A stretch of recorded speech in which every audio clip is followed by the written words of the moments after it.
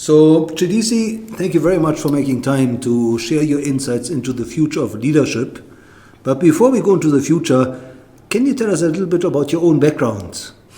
Thank you, Nick. I'm actually born in the Eastern Cape. Right. I was born in PE, but I grew up both in Port Elizabeth and in an area just outside of King Williamstown called Kaiskamahoek. So I kind of see myself as both a rural and an urban young boy growing up. So I've got a little bit of understanding what happens in the urban setting, Right. as well as what happens in the rural area. So I've got a nice balance of both those lifestyles. So, did you grow up in the city or in the rural area? Yeah, so I grew up in the rural area most of the time, actually, because Right. I went to a primary school there also, which in my mind was a good foundation.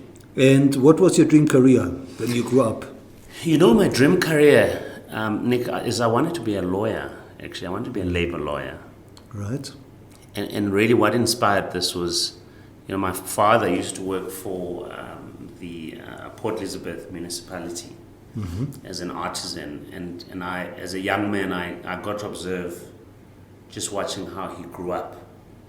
And Under apartheid. Under apartheid, yes. Well, Right. sorry, not how he grew up, but how he was working so hard, Right. during the apartheid days. And really just, what hit me hard was just how little money he was earning. And I thought, well, there's got to be a better way to represent, the normal working class people, Right. in society, so that they get a fair share of their hard work, basically. So, did you study law? I did study some law, so I did some commercial law, but only up to a second year level. So I didn't graduate in law, but I did an undergraduate degree in social science. Right. I did some commercial law. I did some sociology, industrial sociology. So I knew quite a lot about, the labor movement and what's Right. what was happening in the country back in the day. The strikes, back in the day. So who inspired you in those early days? There were quite a lot of people that inspired me, Nick. I mean, one of which is obviously my dad. I mean, he still is. My dad was a man of very few words, but a man of immense, I think, pride and love for his family and love for his work and his craft. So my dad would not actually go on leave. He didn't like the idea of going on leave because he just wanted to work so hard. Right. So he was my inspiration. And then as I was growing up, Nick, Mr. Mandela is obviously, for me, I think probably someone that epitomizes what greatness is. Not just greatness at an individual level, but greatness at a nation level. Greatness in the world that we live in. So for me, that's those are just some of the some of the lessons that I kind of picked up just observing. Right. Observing that. I happen to be fortunate enough to be a Nelson Mandela Scholar, which was a leadership scholarship program that took young leaders from different Right. industries to go and study in the United Kingdom. Okay. So I was lucky to be in the inaugural Yeah. list of recipients that got the scholarship. So I guess all of these experiences have... So when was this? Which year were you studying in the UK? So I was studying in the UK in 1998. That's I'd actually just started working for IBM in 1995. Right. And then I was chosen to go for this leadership scholarship program And in 1980. Yeah. and what's your best memory from London? The best memory for me was the many friends that I made from the UK. I remember James Waldron. I made friends in Portugal. in the US. I made a lot of friends actually all around the world in that experience. For me, that was the best part of the MBA. I think outside of just the formal class environment where, you know, we were studying, you know, economics, strategy, finance.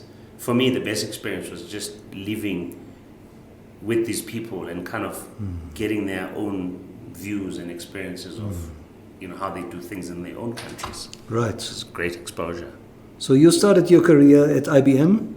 So I actually started my first career at General Motors. Okay. As a graduate. So I was quite fortunate. In fact, I'm grateful to them because I was recruited off campus at UCT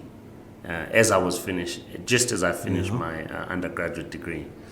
So I got recruited into their graduate recruitment program, which essentially was a 7-month program where you spent a month in each department, just getting acquainted to the intricacies of an automotive business. Right. In fact, the best part, Nick, is I got to actually work on the factory line for about a week. Yeah.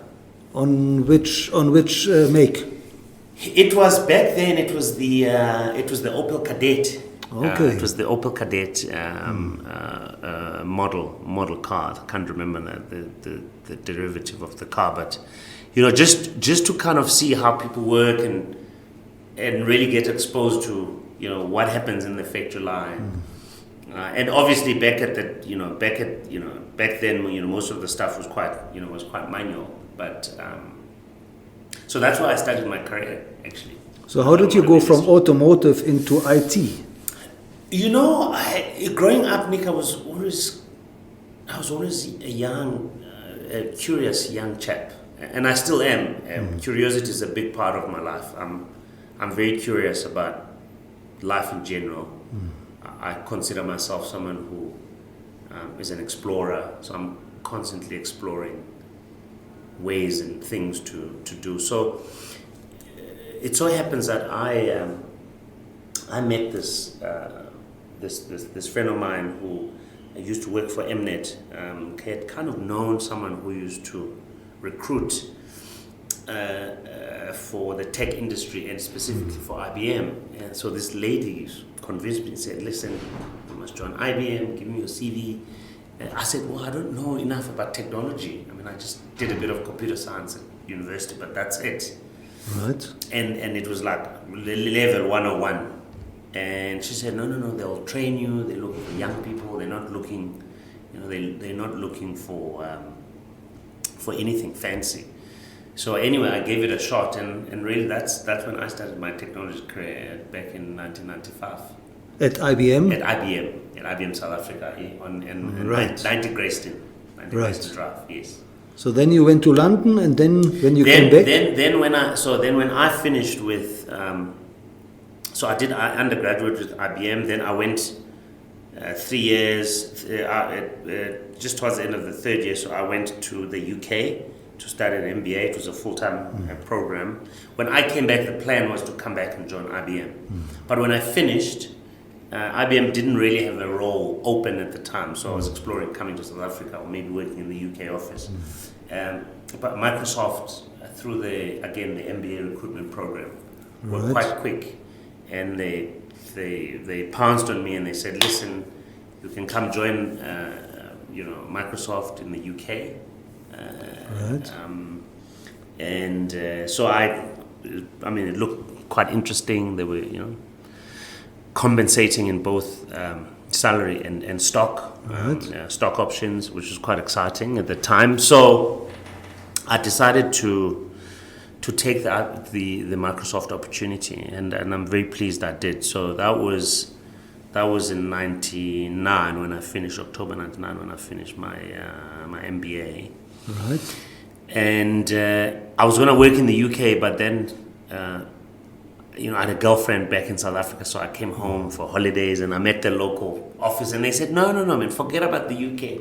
Why don't you come and work here? And they were persuasive enough to keep me down here. So I started my career at Microsoft in 1999. Literally, as a partner as a partner account manager. So I was looking after both the global SIs and the local SIs. Right. Building a relationship with those channel partners who were basically our go-to-market in South Africa. So the likes of Business Connection, Unisys.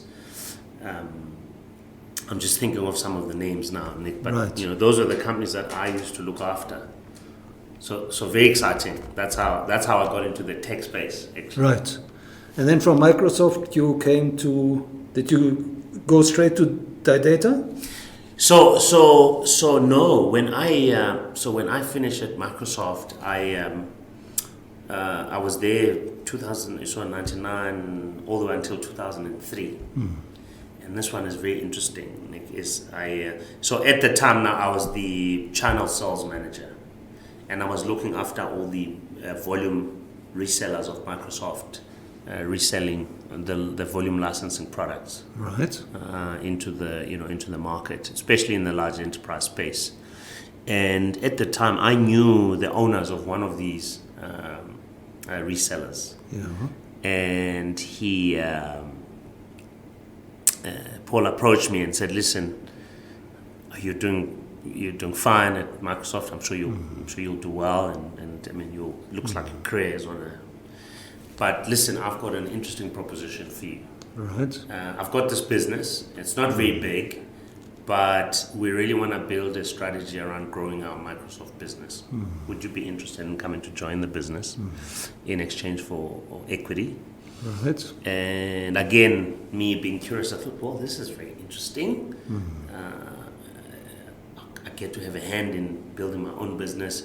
Anyway, long story short, Nick, myself and my three other good friends who we grew up with from PE, we went and borrowed money from the IDC, Yeah. and we bought 51% of that business, Enterprise Connection, back in the day. Right. And we had great fun just building that business. Paul, who was the CEO of the business, he stayed on as a partner, and we had exciting times growing that business. We grew in the particularly in the automotive or industrial in the industrial space, distribution, and then we started also growing up into the public sector aggressively. Right. So that's how I ended up in that business. 3 years later, that business was acquired, or rather, we decided to merge our business with a listed company. This was it. As part of our strategy, we planned that we're going to list the business at some point. So we merged with that company, Firetech Holdings, and we were one of the fastest growing tech companies on the JSE, actually. Okay. I think we listed at 55 cents a share, Yeah. and in 2.5 years, the share price was already 160. So we grew, we grew value in that business, and we had fun. Right. We had fun doing it. And then, so. And then after that, I joined SAP. And again, my boss at the time was an ex Microsoft executive, and him and I joined forces.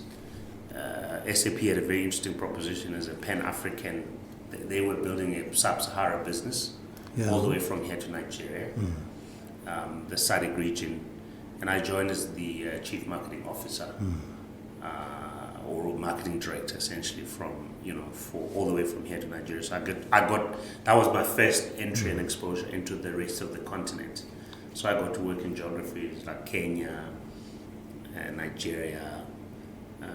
So which was your favorite destination in sub-Saharan Africa? My favorite one is actually Ghana. I love Ghana. There's a certain special thing about that country, special thing about the people and the atmosphere. Very educated society. Yeah. Very strong and stable economy and currency. Actually, that was my first exposure to it, and it's still very close to my heart. A close second would be Nigeria. Lagos was a complete eye-opener, as a city, just as a city, and the hustle and bustle of it all. It was just, I reckon, I always tell people, you haven't traveled if you haven't traveled into Lagos. I mean, it was quite an extraordinary, I think, experience. Just living the culture there with the local people. Very, very nice people. Also, this is a thing about, I think the next decade, if you ask me, or the next century, will be and should be an African African century and an African opportunity. Because when you go into those countries and you just look at the spirit of ingenuity, the spirit of people just want to do well for their countries and for themselves, and for me, I think that's where our collective success and collective I think opportunity lies in us harnessing the bigger African opportunity. Right. 100%. So Mncedisi, looking back over your career, would you say there was a major turning point, or maybe a number of turning points where your career could have gone a different direction, but you took it this way? There were a number of turning points, Nick, but probably two that were significant, I think, for me in many ways is one is when I decided to go do my MBA. That kind of opened up my mind to a whole bunch of possibilities, and it allowed me, I think, to have a much clearer view of where I was going to go, as a person, and kind of what are the career options that were available to me. Right. So that was the first thing, because again that kind of gave me an even bigger exposure into the global, into the global economy, global markets, global opportunities. That was the one turning point. And I think the other turning point for me now, as a grown man, as an older man, is when I joined the Dimension Data Group 3.5 years ago. It's become a huge turning point for a number of reasons. For one, because of the stage at which I joined the company. I think Dimension Data was at a turning point as a company now that's part of a global entity group of companies. Is at a turning point, still one of the, kind of the largest technology company on the African continent. And for me,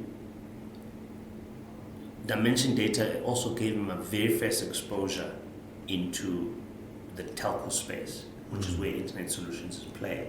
Right. So I got to understand now the entire value chain of technology, because I'd come from systems integration, software, services, hardware. The missing piece in my entire technology stack was the internet, or the connectivity part. So I got that exposure when I joined here, and that's actually proved to be quite telling, because if you really look at where all the technologies are going forward, is that we're no longer selling pieces of stuff. We're now selling integrated solutions that have a component of software, component of intelligence, component of infrastructure, component of connectivity, and so on and so on. So the stack, as we know, the tech stack, the technology stack is becoming more and more integrated. And the customers won't care, actually, in the end, what are the different pieces that have gone into it. They'll just be interested in knowing that it's... So Mncedisi, what is driving you today? A number of things, Nick. One is, just watching my children grow is the one thing that drives me, that keeps me awake, keeps me alive today. Because I can see that just by looking at them and see how they're growing up, there's a sea change difference to how I grew up. I walk to school bare feet. They get driven to school in a luxury car. Back when I grew up, there was no internet. They are growing up in an internet world. when I grew up, I mean, there wasn't even a telephone, right? I mean, it was hard, and the TV had maybe 3 or 4 TV stations. You know what I mean? They grew up in an internet world with iPads. So that's the one thing that drives me. The second thing that drives me, Nick, is I just believe in I think in the potential and possibility of what South Africa and Africa in general can achieve. And if I can play a small part in that success, then I'll be a happy man. So, Mncedisi, let's talk about leadership. Yes, Nick. And I know it's a big question, but what does the future of leadership mean to you?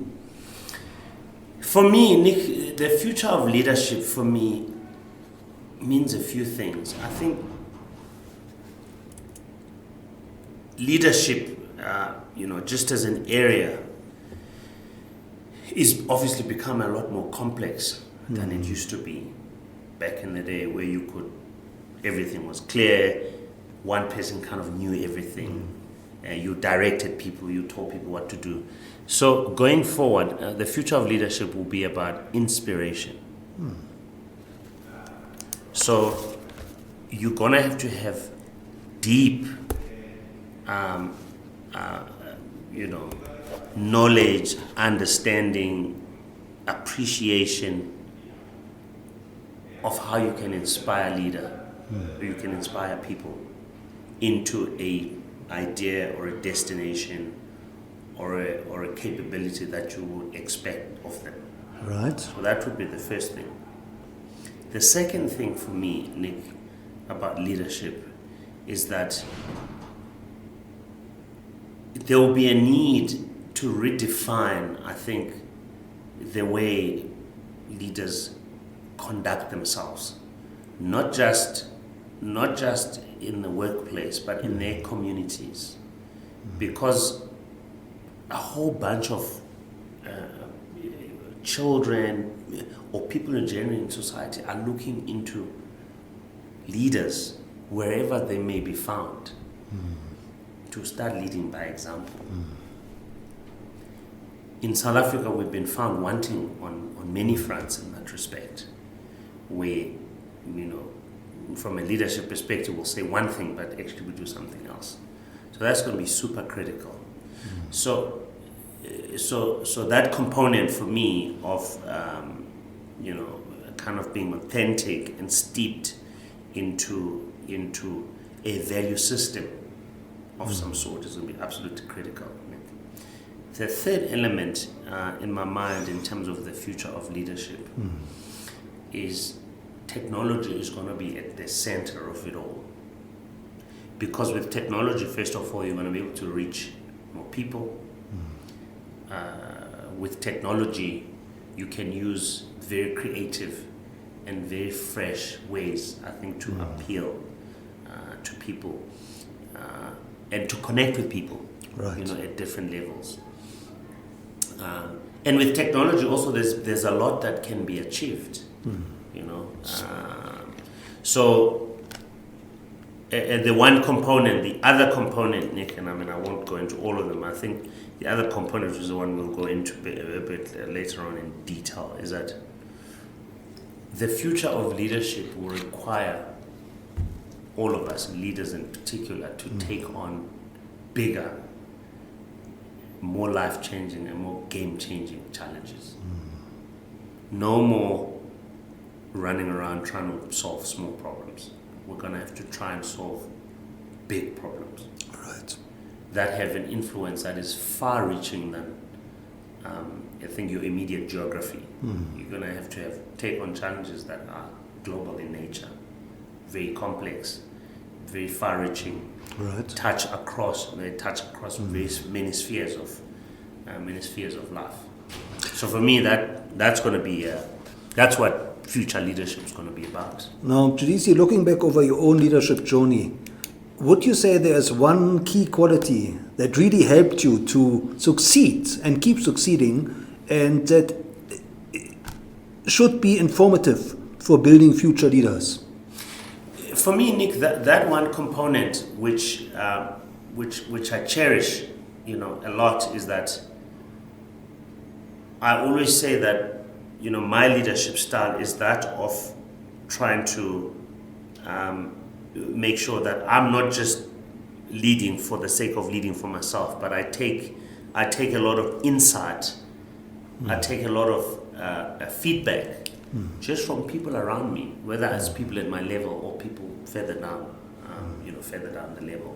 So for me, that is a big ingredient, right, of leadership, where you are not just you are leading based on real-time insight, real-time feedback, real-time understanding with the people that you're leading, right, or in the environment that within which you're leading. That's going to be a key component. Now, today, many careers are built and sometimes destroyed on social media. Yeah. What is your advice for future leaders and maybe your own children? How should they handle and navigate social media to build their own leadership brand? Technology, Nick, and social media in particular, is a very powerful tool for change.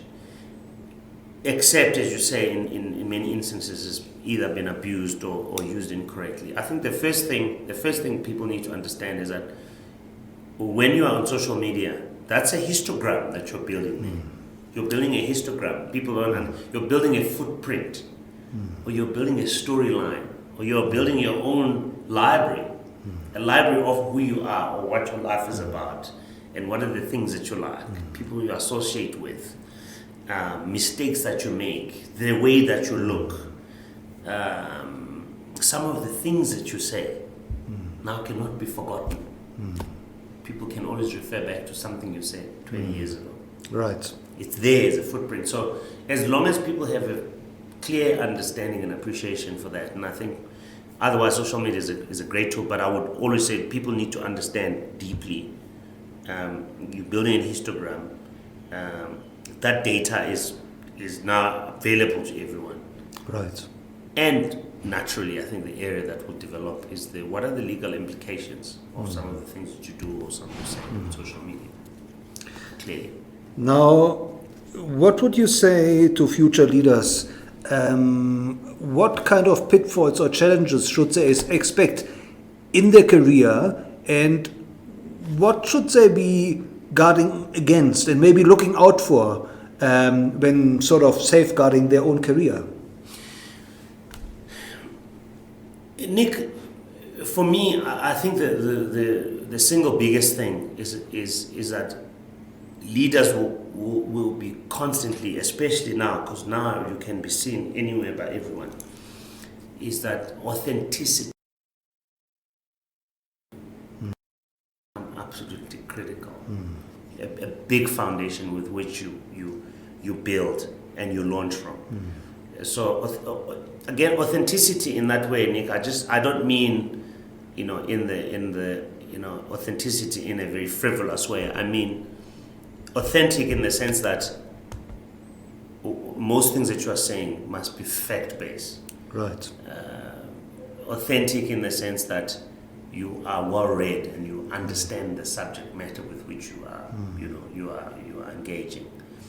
Authentic in the sense that you really do take the feedback that you get from people to heart, that you get insights that you get from other people to heart, that you are authentic in the way that you have an outcome in mind when you do something, or you are at least very aware of the outcome or the implications of what you do and what you say. Right. At all times.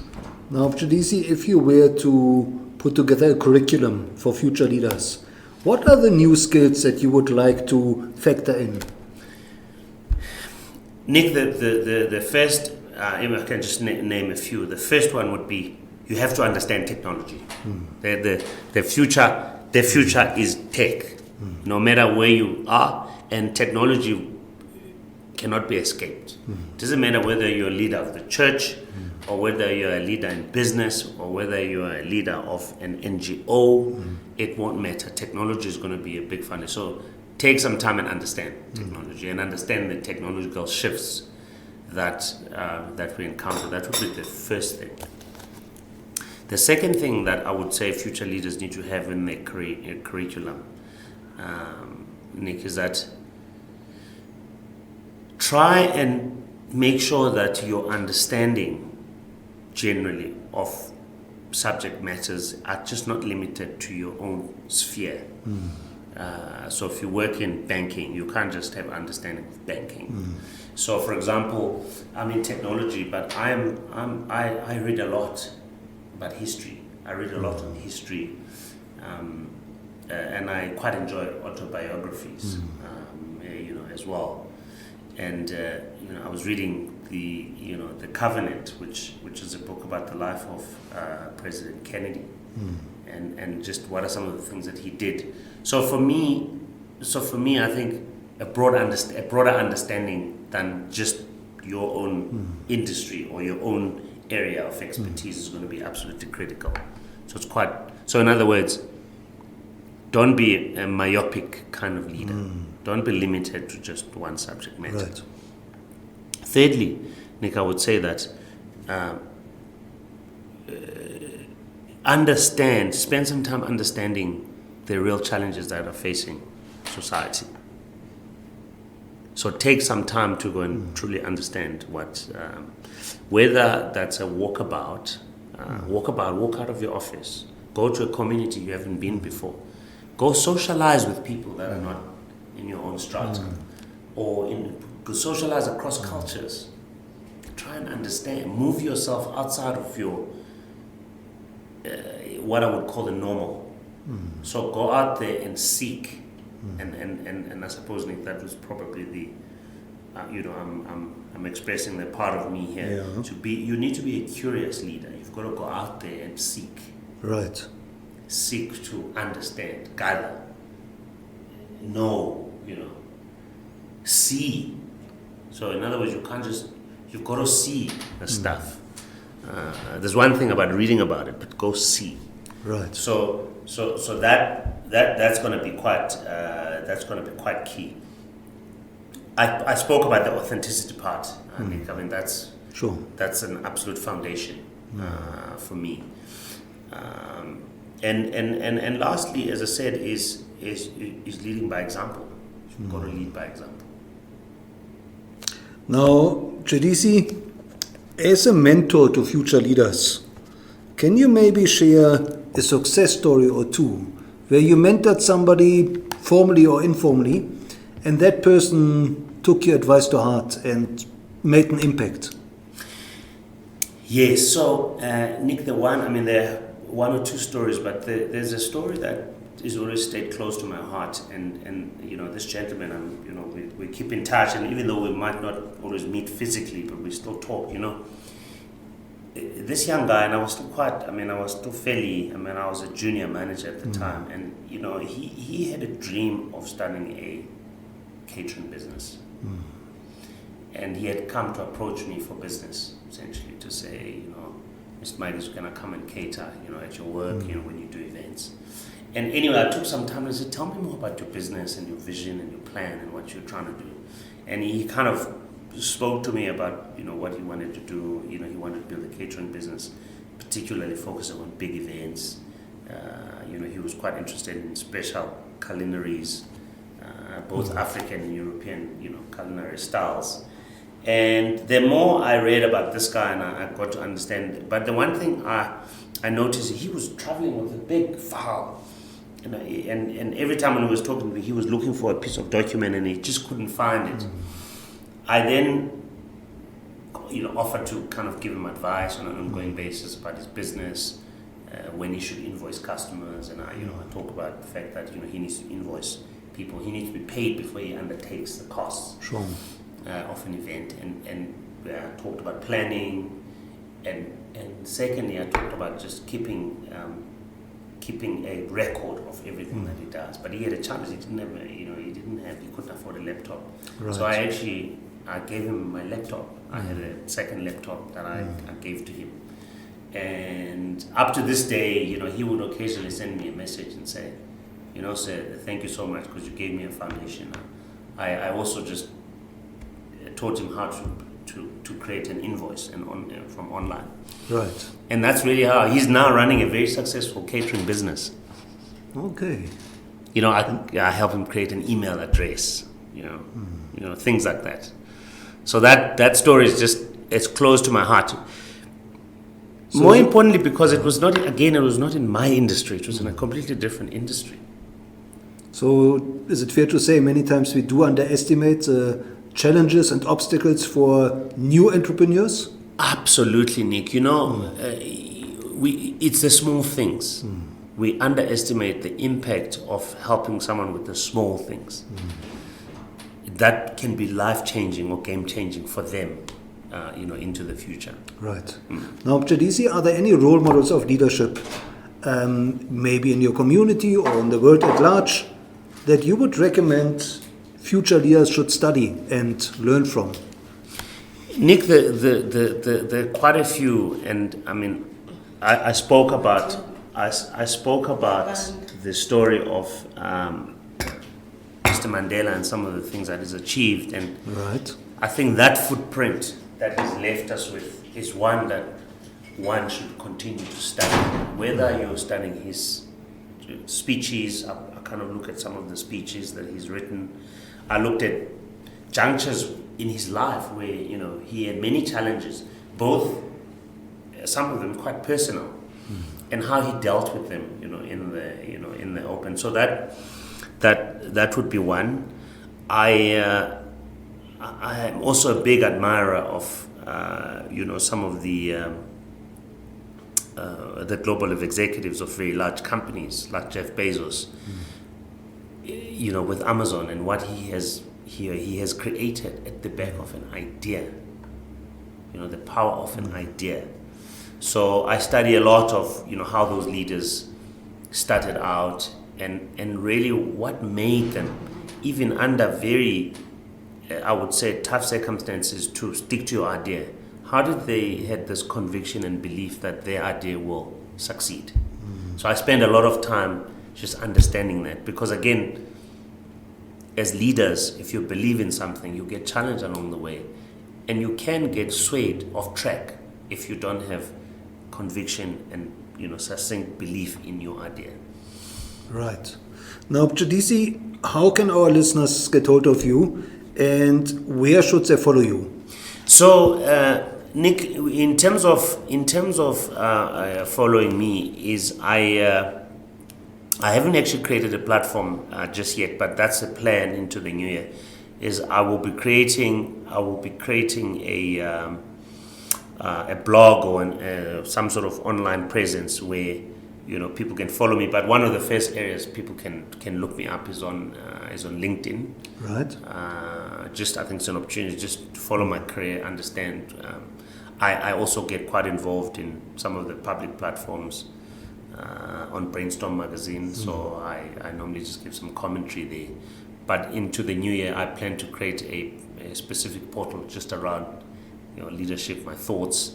I have developed a philosophy of life, if you like, that's called BALLS, which is essentially about the 5 elements that I constantly use throughout my career, Right. that help me, guide me as a compass of how I deal with my life. The first B is for belief, so you have to believe in yourself, even when people closest to you don't believe in yourself, in you. So belief is a big part of how I conduct and continue myself, both professionally and personally.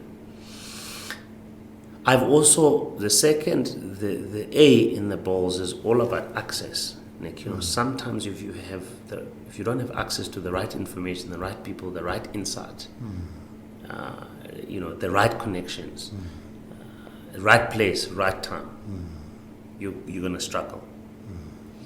You need a little bit of luck. Now, that's the L now, the first L. Now, people think, when I say luck, I don't mean winning a lottery. I mean, create your own luck. So in other words, if I always wanted to meet Dr. Nick, for example, if I try to phone his office, his PA is always, I need to look for platforms where, for example, so I need to go online and say, where is Nick speaking in the next 6 months?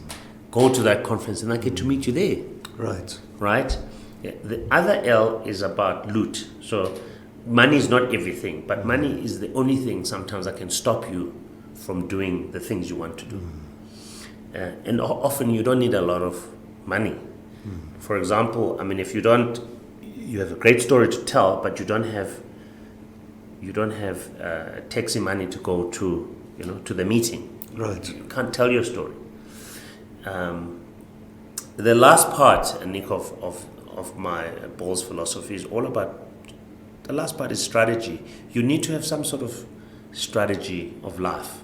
It doesn't have to be concrete, it doesn't have to be highly sophisticated, but have a sort of plan of what is it that you want to do and how you want to do it. That way, it helps you not waste too much time and resources and effort in the wrong things. And it also helps you stay away from trouble. Right. You can see trouble coming and say, okay, you know what, I don't belong there, so I better not, you stay off course. So I will expand on this philosophy when I create my blog and. Well, that's fascinating, because yesterday it occurred to me that that's the one thing that really sets great leaders apart. In fact, not just great leaders, anybody, to have a philosophy about life. Yeah, 100%. Well, Mncedisi, thank you so much for sharing your insights and your wisdom into the future. Thank you so much. And helping us to build a better future. 100%. I'm very excited, actually. I think in the next decade, as I've become more self-actualized, I now have a sense of, what else I can do just beyond just looking at myself and, helping myself and how I can help others. So I'm very excited, actually. Thank you. Thank you so much.